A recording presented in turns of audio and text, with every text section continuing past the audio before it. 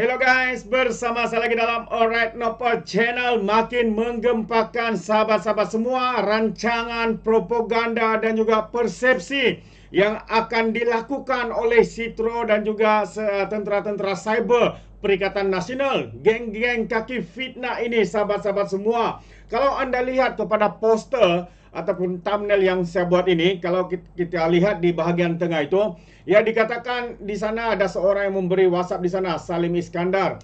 Ia mengatakan membuat satu tajuk ya untuk posting mereka mungkin atau video ataupun propaganda ya untuk menyebarkan fitnah, berita palsu. Kononnya ya beliau bertanya pendapat daripada ahli-ahli grup mereka. Katanya Muhyiddin Ejen Anwar. Macam tajuk Besta. So kita boleh nampak sahabat semua, dan ramai yang menganggap, wow, mantap tajuk katanya, sedap dengar, lagi panas telinga. Itu antara komen-komen ya yang memberikan respon kepada pertanyaan ini. Jadi jelas sahabat semua bahwa apa yang mereka buat hari ini adalah untuk mewujudkan persepsi propaganda politik sempit, propaganda politik fitnah, berita palsu sahabat-sahabat semua. Mereka akan buat seperti ini untuk apa? Ya, untuk menyebarkan berita palsu, untuk mengelirukan ya penyokong-penyokong mereka, seperti penyokong walaun-walaun PAS ini yang memang cetek otaknya, tidak boleh menghadam dengan mendalam. Apa yang mereka terima, mereka akan terima bulat-bulat. Mereka akan dengan kenyataan-kenyataan menghasut seperti ini, mereka akan terima bulat-bulat sahabat semua. Jadi mudah untuk ya geng-geng kaki penghasut ini, kaki-kaki fitnah, menyebarkan berita palsu ini untuk menjalankan propaganda mereka.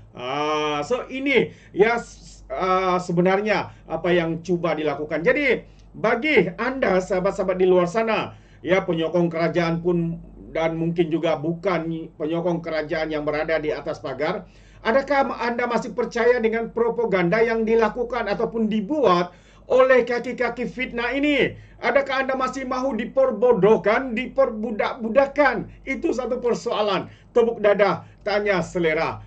Jadi kita teruskan cerita ataupun berita yang baru saja kita terima hari ini ya. Kata-kata daripada penganalisis yang menyatakan kem dalam bersatu. Ya, kem dalam bersatu kerana tak yakin dengan Muhyiddin. Dikatakan itu antara kenyataan daripada penganalisis dan juga pemerhati politik. Jadi apa sebenar kenyataan daripada penganalisis politik ini? Ya, yaitu Azmil Hasan daripada Akademik Nusantara berpendapat ada ahli dilihat ya kurang berpuas hati dengan kepimpinan Presiden Bersatu, Parti Bersatu. Ya, perasaan kurang senang dengan kepimpinan mungkin boleh menyebabkan luka perpecahan dalam Parti Bersatu semakin membengkak katanya. Ya, menjelang pemilihan parti, kata penganalisis politik itu, meskipun dinafikan timbalan presidennya Ahmad Faizal Azumu. Sabtu lalu, ya, Faizal atau lebih dikenal sebagai Peja menegaskan tiada kem dalam bersatu. Jadi mengulas dakwaan perpecahan dalam parti itu sehingga ada pemimpin utamanya dikatakan merisik jawatan dengan Perdana Menteri Datuk Seri Anwar Ibrahim. Jadi Azmi Hasan dari Akademik Nusantara berpendapat Bersatu tidak boleh memandang enteng dakwaan kewujudan kumpulan penyokong pemimpin tertentu yang kini tersebar luas di media sosial. Katanya ia mungkin berpunca rasa tidak yakin hala tuju Parti Bersatu di bawah kepimpinan Muhyiddin Yassin.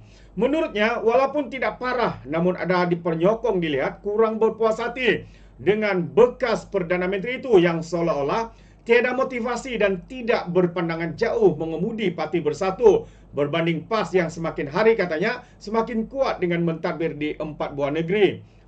Jadi itu antara kenyataan daripada pengulas politik ini, pemerhati politik. Dia juga berkata ini menggusarkan ya sehingga ada ahli parlimen Bersatu menyokong kerajaan.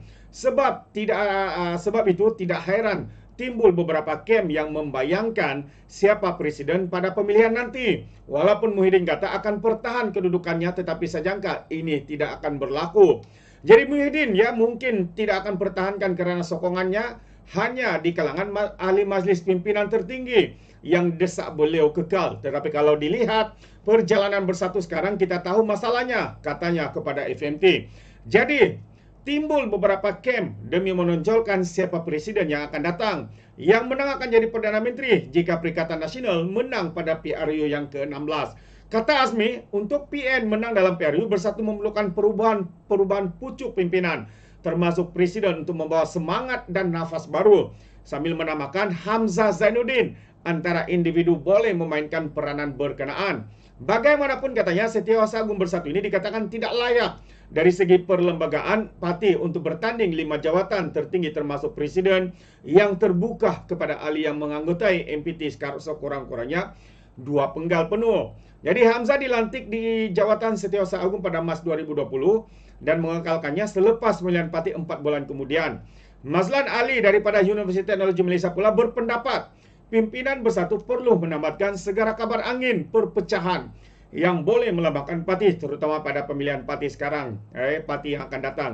Jadi katanya Bersatu juga perlu memindah segera perlembagaan selaras akta anti lompat parti, supaya tiada lagi wakil rakyat berpaling tadah yang menyumbang ketidakstabilan serta memberi imej negatif kepada Perikatan Nasional, katanya.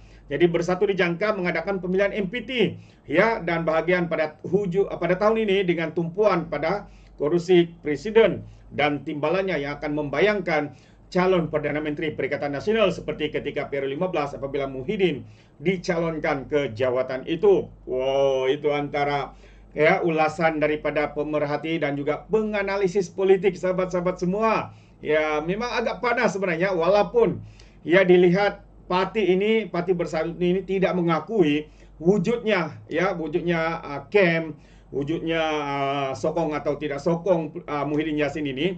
Mereka masih berdalih ya. Tapi sebenarnya hakikatnya kita boleh nampak Bersatu kini orang cakap retak menunggu belah dengan kepimpinan sekarang ini yang semakin ditolak. Ya, kepimpinan Muhyiddin yang kelihatan seperti kata penganalisis politik ini, Azmi, katanya Muhyiddin kelihatan tidak bersemangat, tidak bermotivasi. Mungkin karena sudah agak goyah ya dengan pelbagai skandal-skandal yang didedahkan sekarang ini. Dia pula sedang dalam perbicaraan ya untuk skandal pengubahan wang haram ya dan beberapa lagi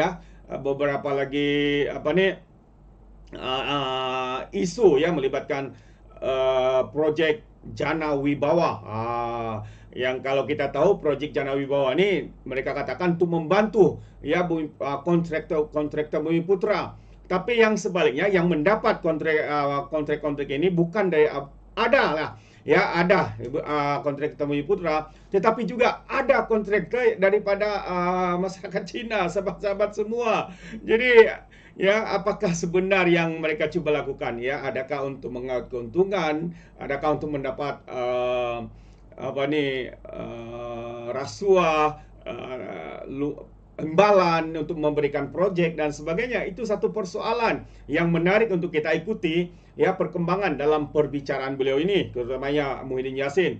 Tapi apakah daya karena ya paspornya telah diberi dan dia berada di Bangkok ya pada berapa hari bulan tuh ya, saya pun tidak ingat bila dia akan pergi ke Bangkok dengan alasan ya untuk menziarahi kawan-kawan dan juga melawat kawannya yang membuka restoran. Sedangkan hakikatnya seperti mana yang dikatakan oleh pendakwa bahwa pada waktu ketika beliau memohon untuk pergi ke Bangkok itu adanya sebenarnya sebutan ataupun bicara tapi kita tahu mungkin ini antara alasan-alasan untuk mendelay dalam Melayunya menunda perbicaraan itu ya, sehingga akhirnya paspor diberikan.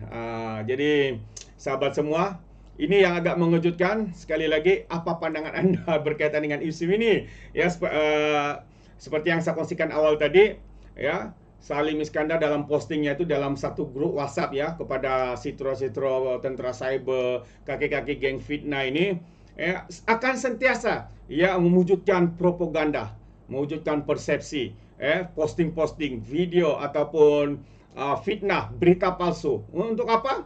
Untuk memperbodohkan penyokong-penyokong mereka yang mudah untuk dipermainkan ya. dengan menerima bulat-bulat segala berita-berita palsu yang dimainkan oleh tentera-tentera cyber sitro daripada pihak pembangkang ini, sahabat-sahabat semua. Jadi jika Anda tidak mau diperbodohkan, jangan lagi terima ya segala fitnah, segala berita yang disebarkan oleh geng ini, karena kita tahu semua itu adalah hanya propaganda yang dimainkan untuk menipu kamu, sahabat-sahabat semua di luar sana.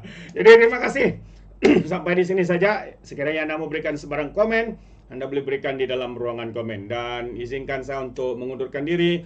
Dan seperti biasa, peribahasa mengatakan, tapapun kangkap, dua tahun keinginan. Dalam bahasa Melayunya, tepuk dada, tanya selera. Sekian saja daripada Alright Dapat Channel. Saya kita berjumpa lagi. Bye-bye.